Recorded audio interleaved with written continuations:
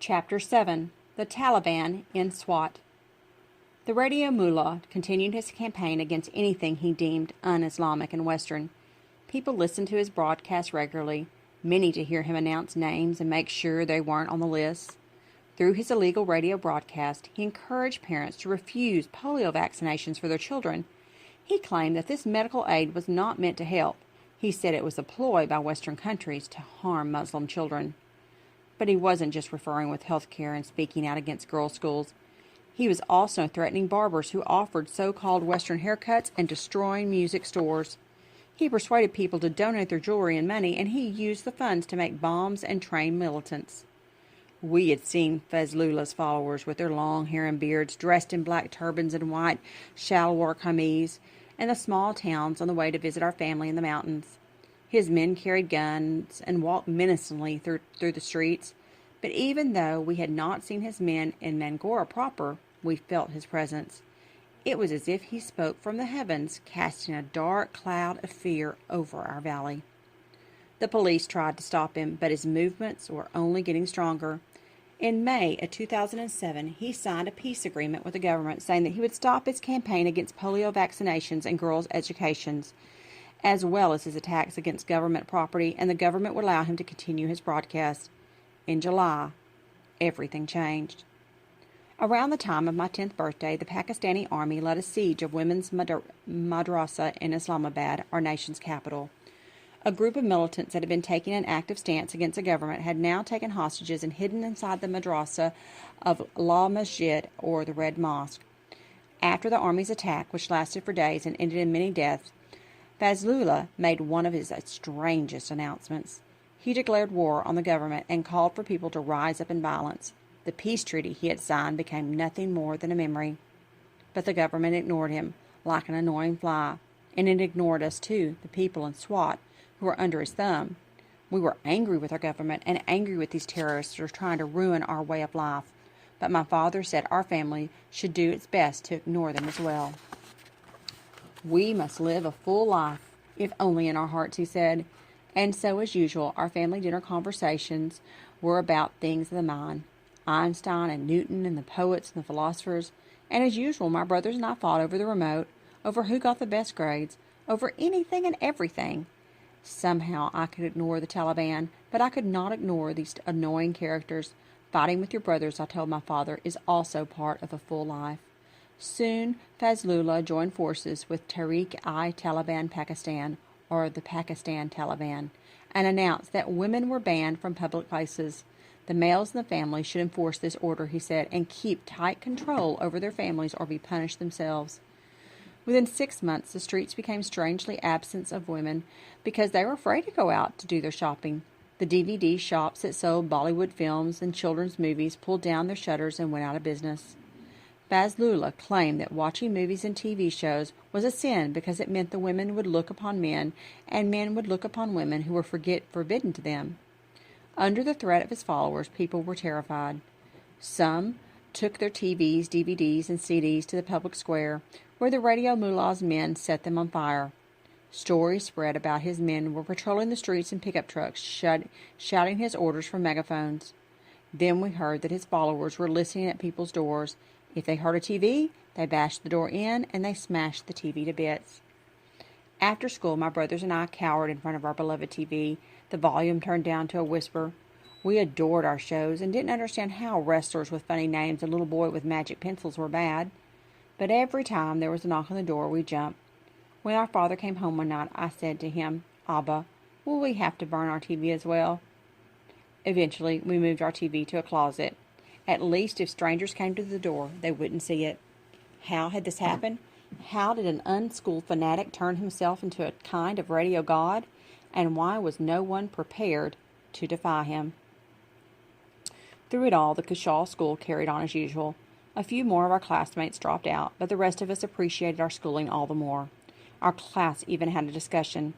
The government may not be behaving as it should, but could we run our classroom a bit more like a democracy? We hit on an idea. Since the most studious girls always sat up front, we would switch seats every week. If you got to the front row one week, you'd find yourself in the back row the next. It was a bit of a game, but it was a small way of saying that all girls and all people were equal. But beyond the walls of our school, Mingora had become like a prison. Banners that read, "Women were not allowed," were strung up at the entrance to the marker. All music and electronic shops were shut down. Fazlullah even outlawed an old-fashioned children's game called Carom, which flicked the disc across a wooden board. He had started announcing the names of schoolgirls on his radio show. "Miss So-and-so has stopped going to school and will go to heaven." Or, "Miss So-and-so has left school and I congratulate her parents." My mother now insisted that I never walk to school by myself for fear that I would be seen alone in my school uniform by the Taliban. Every day I noticed that few more of our students were missing. Every night on his radio show, Fazlullah kept up his attack, saying that girls who went to school were not good Muslims, that they would go to hell. One day, one of our teachers went to my father and said he would no longer teach girls. Another said he was leaving to help Fazlullah build a religious center. It was a dark day. The Kushal school, which had always been our refuge, had fallen under the shadow of Radio Mullah. Fazlullah had set up a public court to enforce his edicts, and his men were now flogging or killing policemen, government officials, and other men and women who disobeyed him. Hundreds gathered to watch the flogging, shouting out, "Allah Akbar, God is great," with each lash. Sometimes, people said, Fazlullah arrived at the proceedings galloping in on a black horse. Much of Fazlullah's justice was exacted in the dead of the night. Later in his reign of terror, violators were dragged from their homes and killed. Their bodies would be displayed in the green square the next morning. Often a note was pinned to the body: "This is what happens to spies and infidels," or "Do not touch this body until 11 a.m. or you will be next." Before long, people had a new name for the green square. They started calling it the Bloody Square. I shuddered to hear these stories. What was becoming of my city? What would become of us? "God," I said when I went to bed, "I know you're busy with many, many things around the world, but do you see what's happening here in Swat?" One night I overheard my parents talking in hushed voices. "You must do it," my mother said. "To be afraid is no solution." "I will not go without your blessing," my father said. "God will protect you," she said, "because you are speaking the truth." I stepped out of my hiding place and asked what was going on. My father said he was going to a meeting that night to speak out against the Taliban, and after that he would travel to Islamabad to take the government to task for not protecting its citizens. My father, a simple principal, was taking on the two most powerful and dangerous forces in the country, and my mother was standing by him. Most Pushtun women would cry and beg and cling to their husbands' sleeves, but most Pushtun men would ignore their wives. Few would have consulted with them in the first place. But my parents were not like other parents. My father is like a falcon, the one who dared to fly where others would not go. My mother is the one with the feet firmly planted on the ground. For my part, I took on the job of locking the house each night when my father was away. I went around the house once, twice, often 3 times, making sure all the doors and windows were locked. Sometimes my father came home quite late, sometimes not at all. He took to sleeping at his friends' houses occasionally, just in case he was being followed. He was protecting us by staying away, but he could not protect us from worrying. Those nights, I heard my mother praying, until all hours.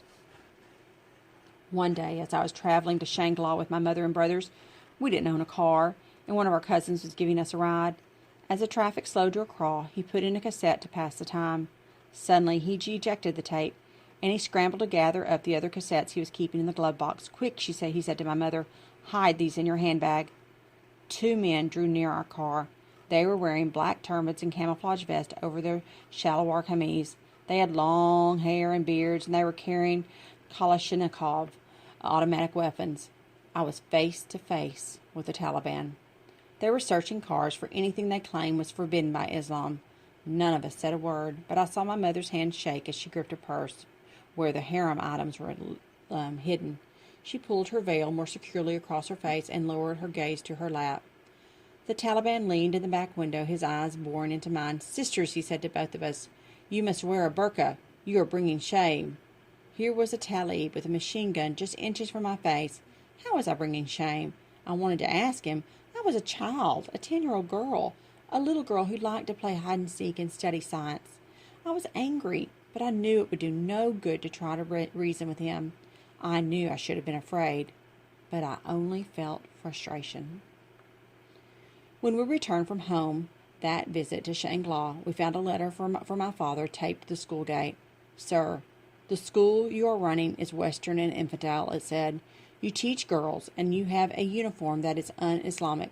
Stop this, or you will be in trouble, and your children will weep and cry for you." It was signed by Fedayeen of Islam, devotees of Islam. The Taliban had threatened my father. Now I was afraid.